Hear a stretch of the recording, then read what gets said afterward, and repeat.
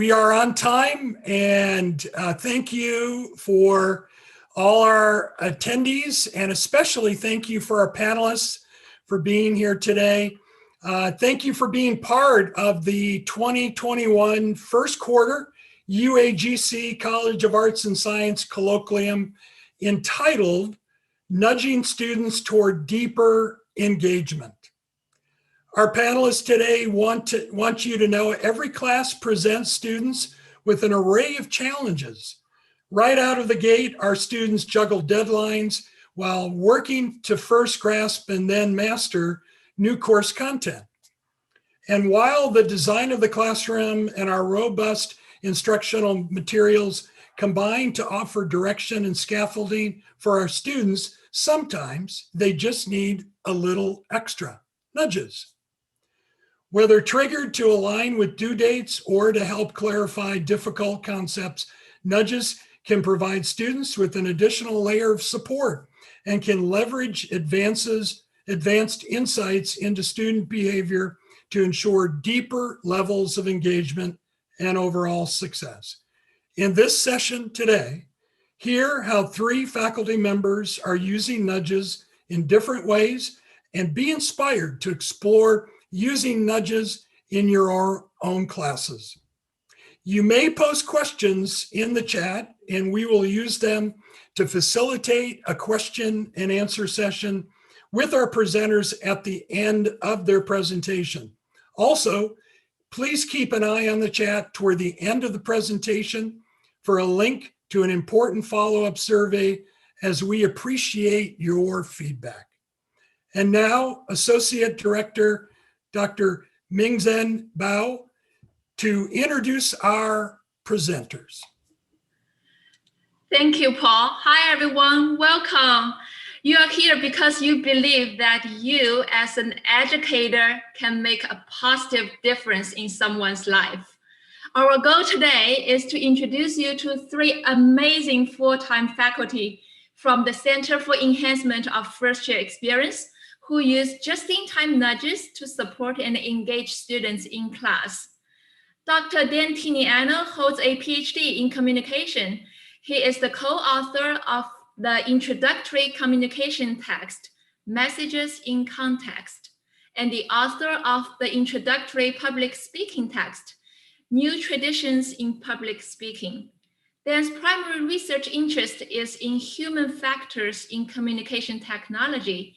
He maintains a UAGC group for those interested in classroom content creation. So if you're interested in joining his group, please feel free to reach out. Next, Dr. Nate Pritts.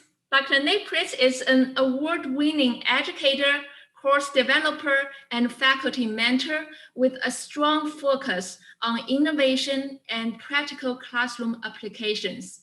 Prior to UAGC, Nate wrote political speeches, taught Fortune 500 executives how to write, and had a fancy title at an advertising agency. He brings expertise in business communication, marketing, and online user experience to the first-year classroom to maximize student learning and engagement, connecting curriculum outcomes to students' careers. Last but not least, Holly Ourso. Holly Ourso is an award-winning math educator who creates video tutorials and leads retention projects that inspire students to succeed, including Project Lighthouse, a week 3 advisor outreach at potential student, and also Project Finish Line Plus. She was nominated for the university's Teaching Award in 2019 and awarded UFP grants to pursue research on best practices for promoting tutoring services to male students in 2017 and 19. So to put your curiosity at ease, let's welcome Dan, Nate, and Holly, the Nudge Group. The Nudge Group, that's great. Thank you so much, Mingzhen, for that. I'm honored to be here with everybody who's here. Embarrassing to hear my bio. I know all of you here in the audience, as well as my co-presenters, have probably tried things like this before, nudging students toward deeper engagement in your classes. It's a procedure, it's a process, and we're going to talk a little bit about how we do it, how we conceptualize it, and how we actually put it into play in the classroom. But we'd love to hear from you throughout the presentation or afterwards. Make sure you're chatting with panelists and all attendees, and Paul will organize any questions that come in and we'll tackle them at the end. But we'd love to hear how you're doing some of the same things in your classroom as well. I think one of the really important things about these colloquia, I think one of the great things about this is that we get to share ideas and find out what's going on with each other in the classroom. We work in these tiny little offices, little cubicles, little kitchen tables, and I think a lot of times we're doing some of the very same things. And so it's great to have a forum for being able to share those with each other. Since we're here to talk about nudges, it probably makes sense to kick things off with a little bit of a working definition of what we're talking about. But this is just a starting point. We'll expand from this and add as we move on here today. Because to me, a nudge is an exchange between instructor and learner that falls outside the normal scope of instruction, though it can certainly be comprised of instructional content. And as we'll see today, you can create nudges ahead of time so that they can sync up with particular trigger events or dates in the classroom, or you can create nudges on the fly when you see the mud in the classroom getting just a little bit muddier. But the cool thing about nudges is that they are as varied, as diverse as the instructors creating them, the courses that they are in, and the students that they land with. But I'd ask you to keep this in mind. A nudge is an action. So we know that engagement is a key to online learner success. I'm going to use Rice and Kip to help define a framework that shows engagement is influenced by three basic quadrants here. A learner's level of motivation, focus, and cognitive ability, as well as online course design, and a teacher's decisions regarding their facilitation style. But when you walk into a classroom with only a few days into a new course, an instructor's ability to impact all of those elements is pretty limited. What can be controlled has to do with those latter two domains, the course design and teacher decisions regarding facilitation style. So if we think about the foundational domains of behavioral, cognitive, and emotional learner engagement, I would suggest that by creating nudges anchored to these domains, we can begin to build the runway that will allow students to take flight in our courses. Of course, figuring out what a nudge is doesn't matter as much as actually implementing them. And that's what Holly, Dan, and I want to do today. We want to model what's working for us and inspire other people to not necessarily do what we're doing, but to try things that are unique to them, things that they feel compelled or interested to try in their own classes. I mentioned that you can trigger nudges to sync with certain events or dates in the classroom. There's a lot of different ways to do this. I want to talk about a nudge intervention strategy that I've nicknamed Starting Gate, which is triggered like a safety net after a particular event in my classes. So we know that the first week of an online class is crucial for establishing the landscape, the procedure, and the tone. With a few clicks, after only a few hours of inhabiting their new course shell, students are going to draw conclusions about the scope of the academic content they'll be mastering, how their new class functions, and about the new teacher too. That's a lot of pressure on instructors to shape the experience of the first week in such a way that provides context for the learning, presents it as easily accessible, and just generally ensures that students feel well supported. Because on top of all that, the first week of any online class is a big transition. Here at UAGC, you know that the class could potentially be a student's very first online class. That's what I and my colleagues in the center deal with all the time with first-year students. Or maybe it's the student's first class after a particularly bad experience with a previous one. Or maybe the situation is such the student has only just wrapped up the requirements for their previous class, and they're showing up on day one in your class without any break at all because they've literally just turned in their previous final assignment. And that's just the academic situation. Who can say what other pressures might be acting upon the student? Stuff that is admittedly out of your control, but stuff that we can still find ways to control for in the classroom. So whatever the situation, it's clear that that first week is a really important one. And fortunately, the online modality provides instructors with many opportunities to connect with their students, to welcome them to class, but also to smooth over pain points that might be a barrier to success. As a result of some of the things I've been talking about, even high achieving students might easily miss a first week deadline. And in certain students, that feeling of being behind, of having to play catch up, might result in a snowball effect that compounds in low performance in the class weeks to come. And in extreme cases, a student might simply decide to drop a class after getting only a little bit behind. So this starting gate intervention that I'm talking about doesn't just work on its own. And I think it works best when it's formalized, when it's a system that can be implemented in your classes. And I break it down into 3 different steps, basically. You assess the course content or the class week, whatever your parameter is. You identify a particular deadline that you want to target as the trigger for this nudge. And then you craft the nudge itself, which in this case is a kind of outreach. So this provides you a kind of local data point when you assess the classroom and you find the deadline or due date that you want to target, the moment in the class when you want to reach out. Most online classes have really robust analytics and data tracking available, but when you're an instructor looking at your own particular class, it can help to have a more visible trigger, something that you see when you just turn the classroom on, as opposed to something you have to delve into to find out.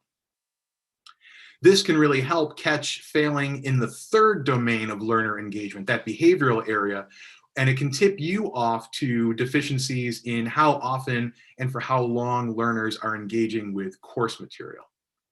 So let me break down what this looks like to me, because it's really not as complicated as I'm making it sound.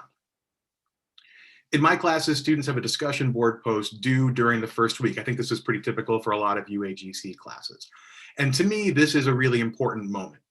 Missing this week 1, day 3 deadline alerts me to the fact that a student is stuck in the starting gate for whatever reason. And this triggers an immediate response from me. So the deadline is Thursday night for the initial post on the discussion forum. The next morning, Friday morning, I'm up early and I sort through and conduct outreach directly to those students who missed the deadline. I craft a message that is personal and empathetic, using specific details that I can glean from their classroom bio or from their introductory post if they made it, and emailing them directly and calling them by name. I lead with what I think is the most important fact, that I'm still going to accept the missing assignment. But I'm also direct, stating clearly that they missed an important deadline and that we don't want this kind of pattern to continue. I try to establish an acceptable time frame for getting the work submitted. And basically, I just kind of let them know that I'm there. We're going to talk about different types of nudges, different ways to create and deploy these. This is a pretty bare bones intervention, though. I've only been tracking this intervention for about 8 months at this point, but I just want to tell you, and this is not formal, I'm not going to pull up a spreadsheet or anything crazy like that, but I want to let you know that students almost always write back to thank me and then describe the situation that they're in, the struggles, whatever's going on in their lives, and give me a better picture of them as a whole student. But here's the thing that blows my mind. Of the students who've written back to that Friday morning email after having missed that Thursday night deadline, of the ones who've written back to me, 100% of them have gone on to actually submit the missing assignment. And they finished the class. Now, I'm not going to pull up grades and I'm not going to make anything more grand of a statement than that, which is all I'm going to try to point out here is that it seems to work. For some students in some situations, in these particular instances that I've been tracking, reaching out to them has a payoff. They know that I'm there. They know that they can get this material in, and we can work together to help them succeed in class. But this is just one type of nudge. one type of intervention that you can apply to your own classes. And I'm going to turn things over to Holly now, who's going to walk us through some of the different things that she's been doing in her classes. Thank you, Nate. I love the idea that we're building, and I'm quoting Nate here, a runway to launch our students into flight. It may be an imperfect quote, but I love that idea. If a year ago you started describing to me the correct way to wash your hands or suggested I wear a mask to go grocery shopping, I would have tuned you out. And that information would have completely not been interesting to me. When I first heard about the COVID situation, I was in a university lecture, and in my notes, I wrote down the COBY, C-O-B-Y virus. And even though I was advised that we shouldn't be shaking hands anymore, I defiantly shook someone's hand. However, just a couple months later, when my husband said, "Hey, I read an article on the internet about how to correctly wash your hands," my ears perked up. I paid attention, and I've been practicing that type of hand washing now for all these many months. So one of the things that is important about nudging is to think about the timing of doing the particular nudge. If I present 28 things that are going to help a student succeed in the class, and for the week 3 discussion, they need number 17 and 23, that is not going to help the student as much as a couple days before that is due, reminding the student, hey, the instructions say this, and sometimes that's misinterpreted. This is specifically what I'm looking for, and here's an example, or here's a good 2 or 3 references that you can use. So the timing matters, and you want to engage the student, or at least when I reach out in nudges, I want to engage the student at an opportune moment. Adult learners really engage when they know that something is useful, and this can be useful on the job, useful in their lives. But when it comes to succeeding in college, if a student knows that a particular idea or technique will help that student to succeed at that particular moment, that can heighten the excitement and the interest, the same way that my interest in the correct way to hand wash. Did you know you could do this and get the little parts in between the fingers? I'd never even thought of doing that before, but once I had a reason to get that information, it stuck in my mind. We could go to the next slide. So what I want to do is to improve my nudge timing. I want to identify a moment where students get stuck. So something in the class is really, it's something that the student, either the directions are sometimes misunderstood, or the concept itself might be misunderstood. If I can identify that moment when that is just about to happen, and then I can nudge the students, the set of collection of students who are impacted by that in an individual way through an email. We know we can use signals, and the student experiences it as dear their name or hello their name, while on my part, there's only the amount of effort required to write a single email. Or in an announcement that goes to all, sometimes I'll put very commonly asked question or very common question. If I can identify that moment where students get stuck, then I really have the chance in that moment where the student is curious, is maybe a little off balance, to provide that helping hand. And I kind of picture it this way. There's a student who's on a bicycle, bicycling along a flat road. I like to say they're bicycling along the sidewalk of mathematics. The student's expression is neutral. And then a student hits a bump and they're thrown off balance. Their expression is strained. And then the nudge appears, a helping hand comes in and helps to steady the bike, steady the handlebars. The expression is more optimistic or slightly happy. And then the student, now steadied, is able to bicycle smoothly down that sidewalk. And the frustration, while there may be some in learning any subject, is minimized. So what I want to do is I want to have that information, and I want to reach my hand down to steady those handlebars. And when I do that, you know, the title of this talk is Nudging Students Toward Deeper Engagement. When I do that and the student experiences less frustration, that student has more of a chance to open to the material.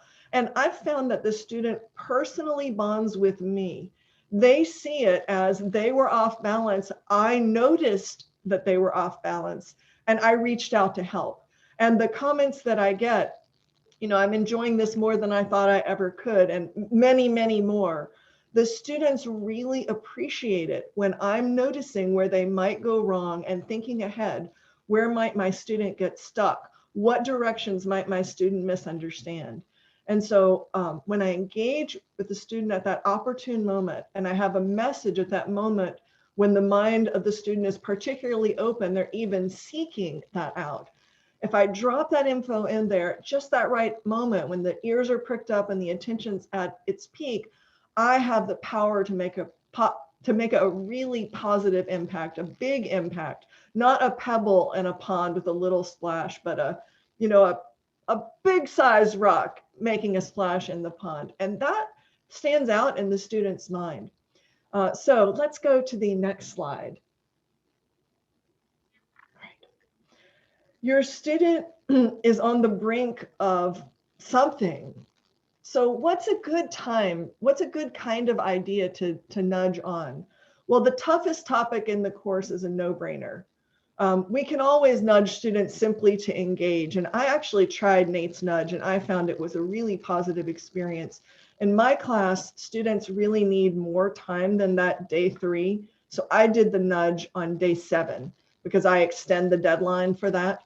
And so I did it at the time that worked for my class, but I found that the students had a very positive response.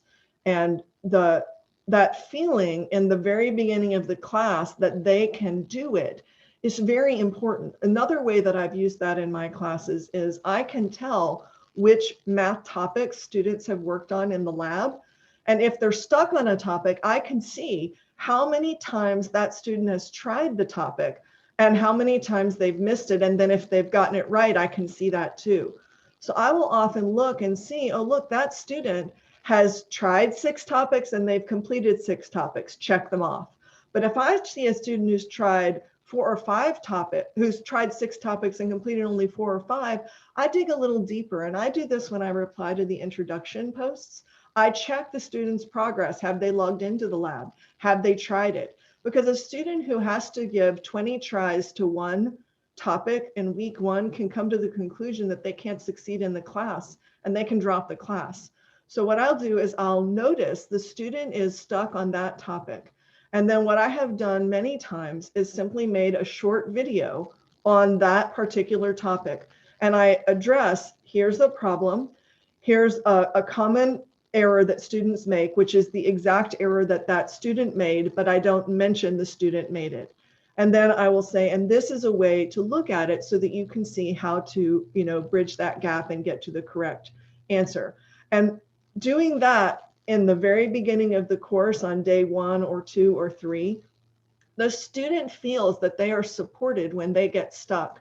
And there is that impact on the student really does matter. Now you might say, well, Professor Ourso, why would you, make a video? I mean, that's a lot of trouble.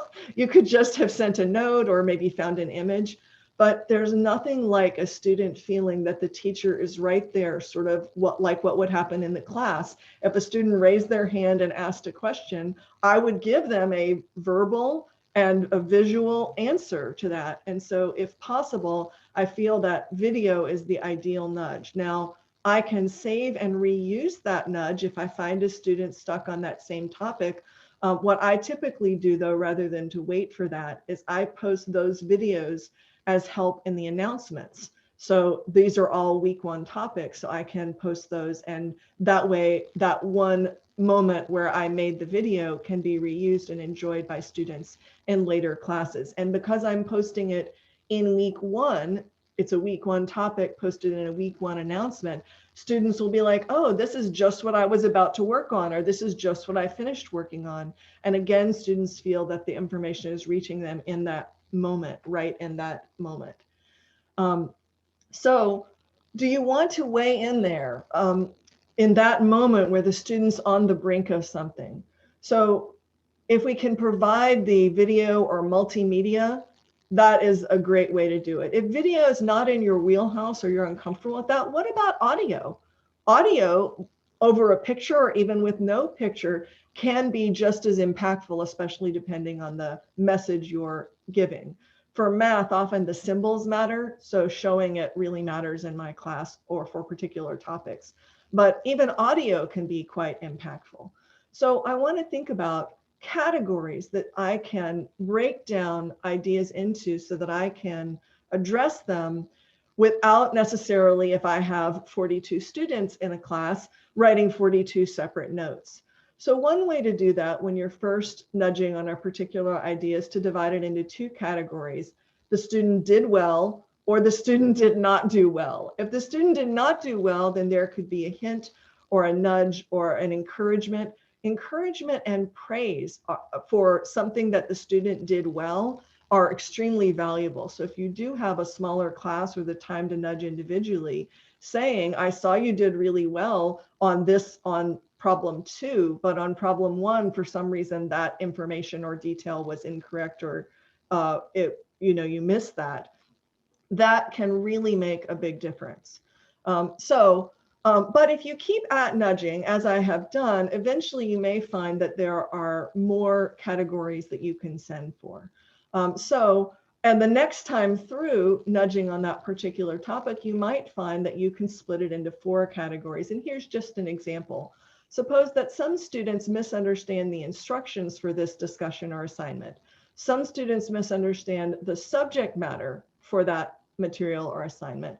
And then some students are maybe a little more lost and are misunderstanding both. So there could be a scaffolded set of nudges where one is just, hey, there's a set of instructions here. I want to be clear that that means this, but it does not mean that. So we have a problem where parts A and B come out to be the same number. And a lot of students say, hey, look, I noticed they're the same number, but you're supposed to say why.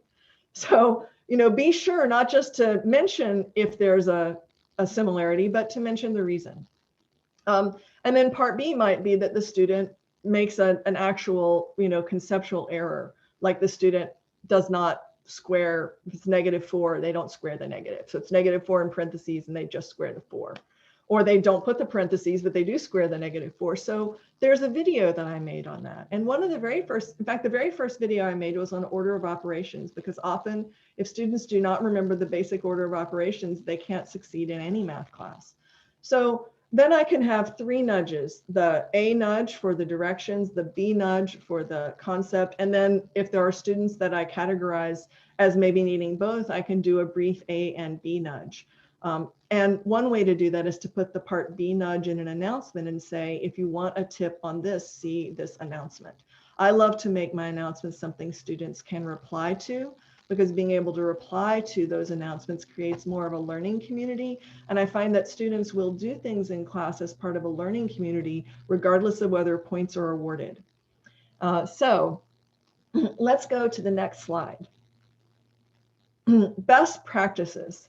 So I don't know if I've mentioned this already, but it's very important to have an engaging title when you are writing your nudges. I've seen really great information listed, but the title is not that exciting and a student might never click on that. In Signals, you can actually look in the report and see how many students click on each of your announcements. So that can be a way to gauge whether your titles are really making it happen or maybe could be improved upon. But there are good titles like strategies to succeed on this particular assignment, or I like to say tips and tricks, or how to ace the week 4 discussion. But there are next level titles if you have the moment to create those or an inspiration. Students are used to seeing clickbait titles, and as engaging as you can make it, the more engaging the better. Things like the dog ate my mask, that sticks in my brain and makes me very curious about a subject. I can think of a yoga program that's called Desk Therapy, which is a bunch of poses that are meant to counteract the effects of sitting on the body. Or another one, which is a meditation series called Brain Food, which has meditations on stress reduction, focus and productivity, among other things, but calling it Brain Food is sort of a next level topic. Title. And anytime we can use a next level title, we can invite students to be more a part of it and maybe get a few more clicks. After all, a nudge that no one reads has limited effectiveness. So what we want to do is we want to provide a puzzle piece, a new way to present the concepts. Now that's assuming it's an academic nudge. There are non-academic nudges as well, and providing encouragement, praise for something done well, that can really make a difference. You want to deliver the information in a sticky format, a video, an image. Did you know you can create your own GIFs? Dr. Bao often creates her own GIFs, and I think that could be a powerful and impactful way to do a nudge. An image, or at least engaging text. Be engaging. If you love your subject matter, let it show. An engaging explanation that quickly gets to the heart of the matter can convince students that they have the smarts to succeed. I'll sometimes say to a student, you are smart at math when you have the time to focus. And I can point to a specific thing that that student did well.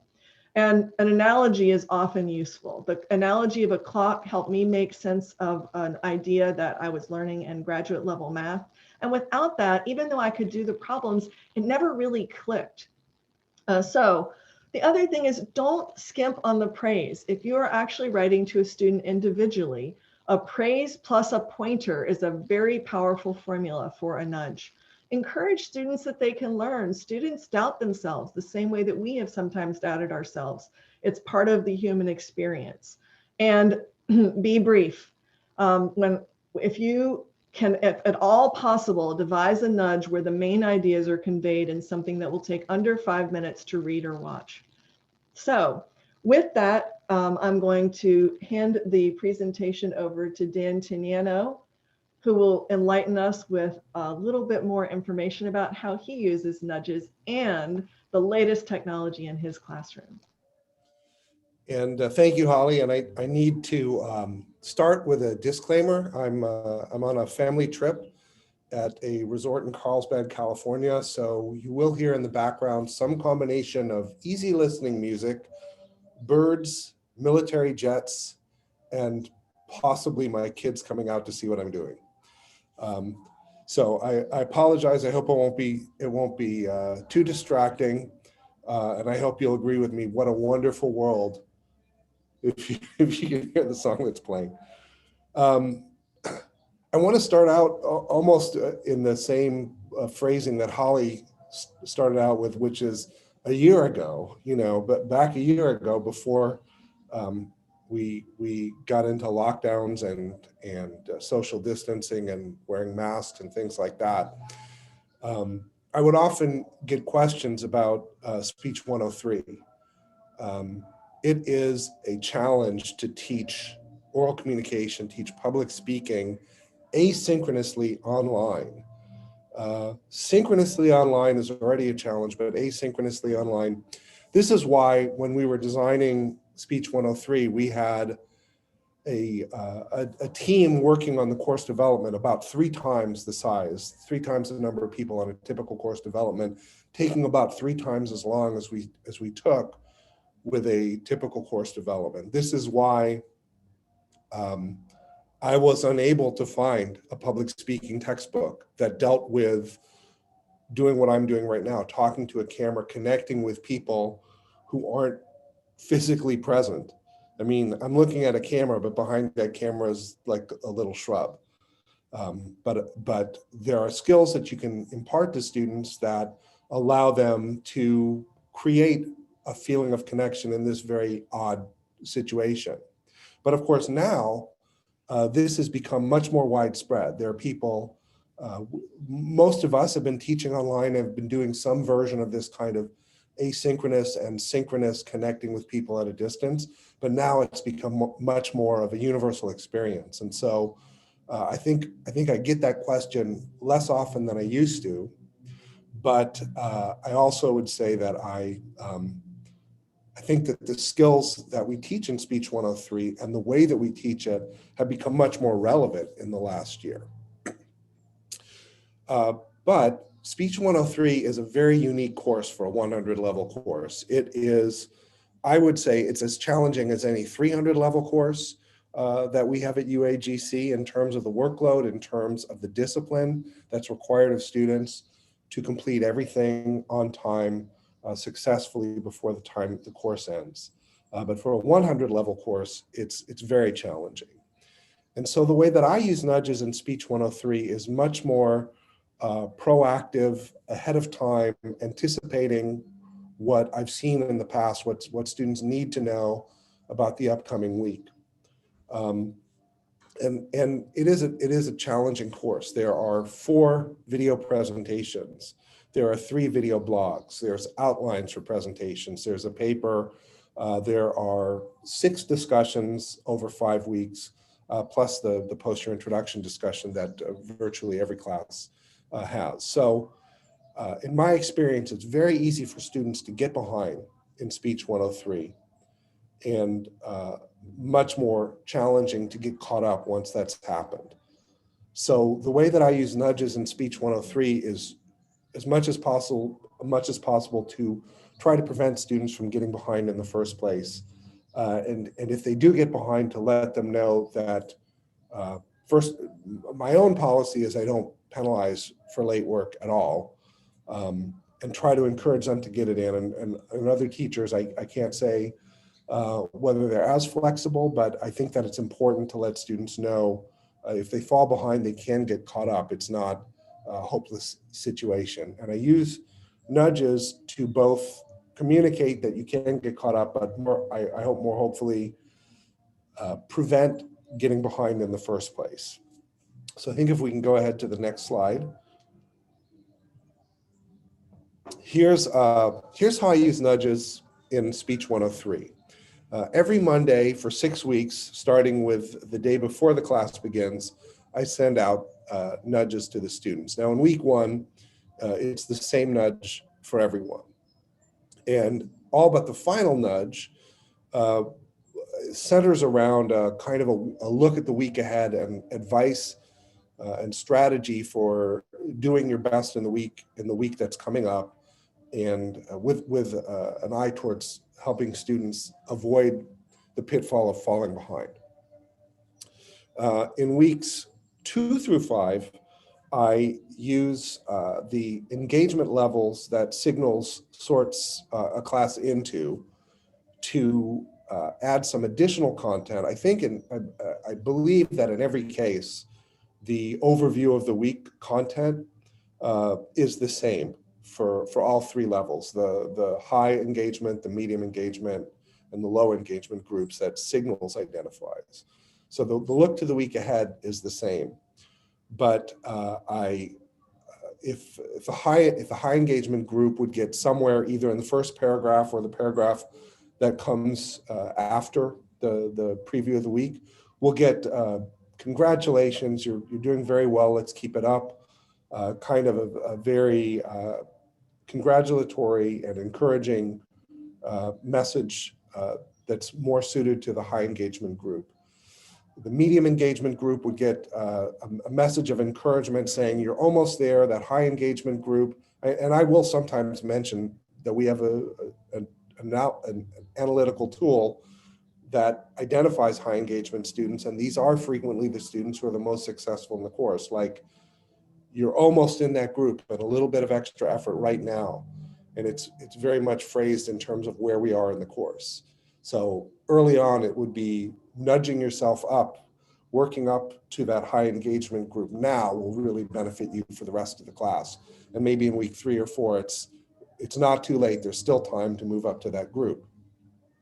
And if, by the way, I have seen as I've been doing this, I have very few students in the low engagement group anymore. But if I do, there's even more encouragement and additional support and expressions of support. If there's something going on, reach out to me.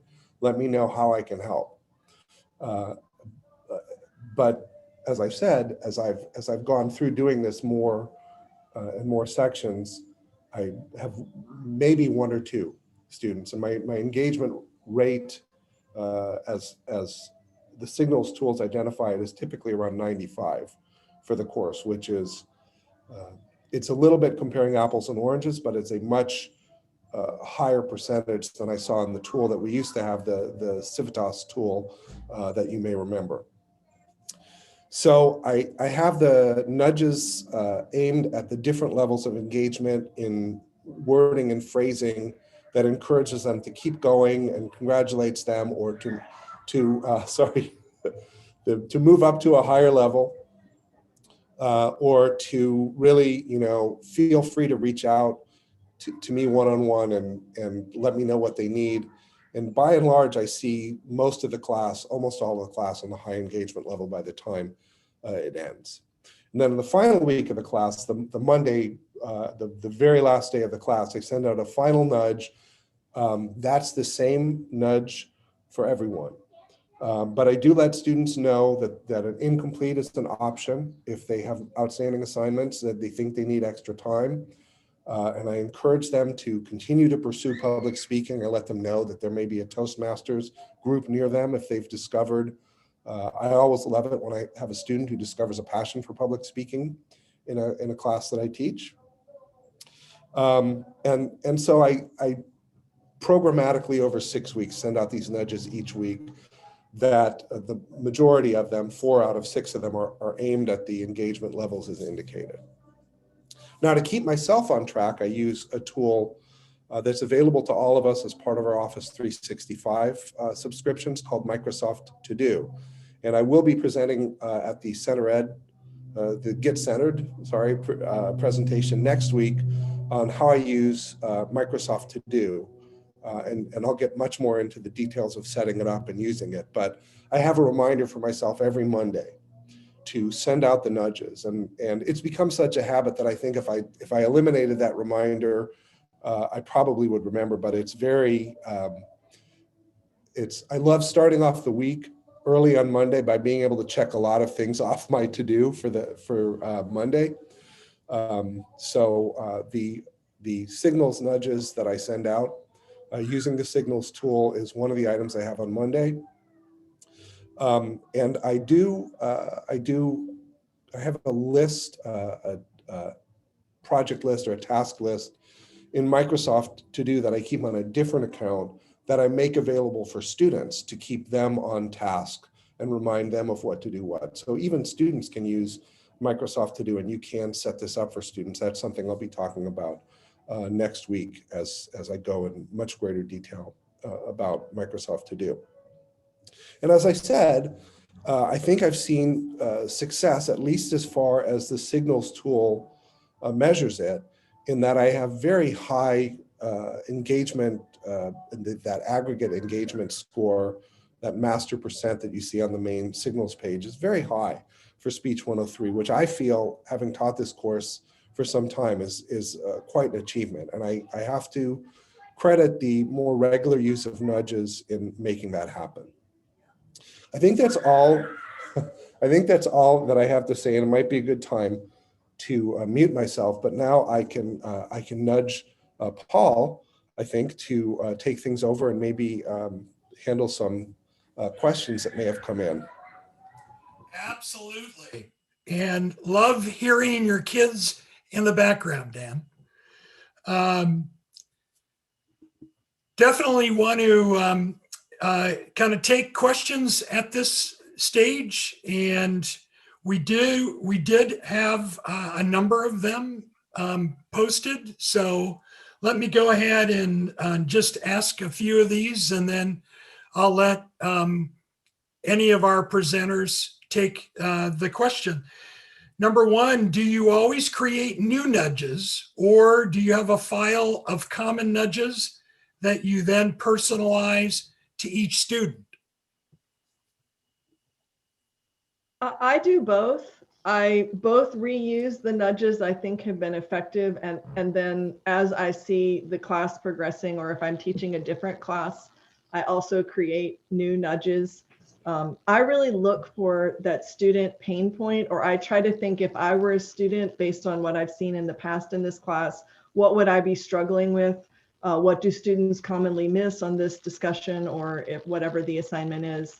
And if I look at, so one of the nudges that I do is for a particular topic that's in something called the ALEX program. It's a sort of a math lab program. And I noticed that a lot of students, even in week 4 or 5, were missing this one week 2 topic called union and intersection of intervals. So I made a specific nudge for that. And then in week 4, I would check to see who was still outstanding on that topic. And I would send a nudge to those particular students. And I found it was something like 2/3 or 3/4 of the students typically were missing that topic. What I do is, as I notice things, I develop new nudges. But once I've got a nudge that works, I mean, why not nudge those same 3/4 of the students the next session? Yeah, I do use the same, since they're proactive at the beginning of the week, I use the same nudges. I do customize them depending on what's going on. So like recently we had President's Day and an extension of deadlines. So minor alterations like that. And I do make them available to all of the associate faculty who teach Speech 103. They're as part of a very extensive OneNote resource. When I was writing the textbook for Speech 103, I looked at materials that I didn't use or parallel materials that would supplement what went into the text, and I organized them, and I have a very extensive resource. And very recently I added my nudges to that resource. So they're available to all the associate faculty, although there's a note at the top saying, please customize these, make this in your own voice. Because if they don't do that at all, they're going to be signed Dr. Dan, which might confuse a few students. And I left that in intentionally to make that point. So they are available to the faculty that I work with, and I use them in the same way each time. Great. I think one of the things to think about when you're creating any instructional material, you should be thinking evergreen, but you should realize that seasons change. So constantly try to be creating these elements of content in a way that they can be repurposed, but realize that, of course, every student is unique, every situation is unique, and you may find yourself needing to deal with one-off situations in a nudge format. Now, I mean, emailing a student who has emailed you is not the same as a nudge, but proactively figuring out students who need those nudges, whether it's instructional, whether it's ahead of time or after, whether it's more emotional or behavioral in nature. I think kind of having that evergreen mentality in a way that these things can be reused and repurposed, but realizing that whether you're just taking off Dr. Dan or if you're creating entirely new symphonies of nudge, I think that that's just the way these will work. William Woods asked a great question. I know Dan has answered it in the chat, but I'd just like to read it and address it again. Do your students recognize the comments as nudges? And if so, do they call it that, like in the EOCS survey or in the end of course survey? I was just wondering for tracking purposes. To the best of my knowledge, students receive the nudges as a personal communication or as an announcement that helps them succeed. And I don't think a student would use the term nudge. Nate, do you think? I've never used the term nudge with my students, but I do. So as far as like that kind of granular tracking, I think that's difficult to control. But if you can, the way I do with my starting gate intervention, if you can track when you send it, and if you can track the result of what happens, we don't have self-reported student data on that, but I can see what happens as a result of them. Sometimes these are a little bit more nebulous, and we're just kind of creating an overall community of learners, one that is collegial and friendly and supportive, and that is, of course, its own reward and is also kind of difficult to track. But we can track the results of these in some particular instances if we put the work in ahead of time to ensure that we've created that structure. That's not always possible because sometimes on the fly, you're just trying to get this stuff sent out to students who need it right in that moment. So I would be the last person to counsel turning everything into a data-driven intervention. I still teach with my gut in a lot of cases, but I like to then find the support for that after the fact and to make sure that what I'm doing is right and should be repeated. And this is just something that seems like, to my gut, to my heart, that it's working and that it's moving the needle. You know, Dan can point to some information from signals that he's seeing in his classes. Can we track that, and can we say definitively that it is the result of this one particular action or this other action? Probably not. But if it passes the sniff test, then I think it's worth making it part of your regular daily practice. Yeah, and I'd like to add to that. I feel like that since students don't experience it as a categorical nudge, they experience it as a reach out one-on-one from their professor to them, that what happens is that it often creates a dialogue, and I'll go back and forth several times. I also notice that students then, once they feel comfortable, hey, the teacher's there, she's listening to me, she's noticing what I'm doing. Then if they have other questions, I feel that students are often more willing to ask those questions because the dialogue has already been begun. I mean, in a way, you could think of a nudge, especially when sent either to a group of students in a certain category that the student experiences as an individual note. You could think of that as the beginning of a dialogue to create that connection so that the student will, I can become that professor that the student would, do anything so that they could learn the material. They'll be more dedicated because they, don't want to let me down, or, want to make sure that if I'm giving the instruction that they're doing their part to take it in. And I would add, I think I probably should have said back when I was talking about that aggregate measure that's in Signals, even just going qualitatively off my own impression of what I've been seeing in Speech 103, I am seeing much more engaged classes, and classes that I think you could say have a more positive attitude overall towards public speaking. They seem to be enjoying it more at the end of the class. The impression I get is that they got more out of it than before I was doing this. And maybe this is wishful thinking on my part, but I do think that I'm seeing that. Well, Sorry, do you mind if I ask Dan a question? go ahead. Sure. Are you sure? Well, we're really close to time, but if it's an important question, I'll wait and we'll see if there's time at the end. very good. Well, so if you do have more questions for our presenters, please reach out so that we can continue this dialogue. And so Holly, if it's an important question, please throw it on in. Well, Angela asked a question that we haven't addressed, and I think we maybe should do that one first. Okay. Angela Furman asked in the Q&A, can I schedule messages to students through Signals, or do I have to schedule them through email? If by email, will my outreach be tracked in Signals? I don't know if Dan or Nate would like to answer that. As far as I know, there's no way to do a send later in Signals, but it's possible that I missed that functionality. It's possible that they may do it later, or you could,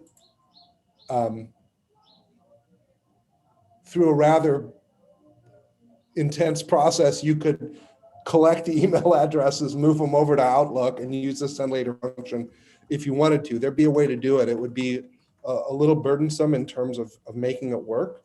But I don't know in terms of the Signals team, they are great about making updates and improvements to the tool. So I don't know if that's something that's coming. But as far as Cole has mentioned in the chat that it's not currently available. And Angela, I'll tell you how I handle that. I do want my nudges or my responses to be tracked in Signals. So sometimes I will just say to the student, you will receive this message twice, or you will receive this message twice so I can copy your advisor. So I will give the same message, both replying an email, and I will go into Signals and do the same thing. You might not want to do that. It does take a couple of extra minutes, but there are times when I feel it's important to track it in there. And there are times when I want to copy the student's advisor. So that might be something that we could reach out to the upgrade team for Signals to see if they might be able to do that, because I know that Angela's idea is one that we would all love to have. Great. Well, we are going to, we're going to go ahead and close it out. And thank you to our presenters today for a very timely presentation to everyone. And also, thank you for everyone attending the 2021 Q1 Colloquium.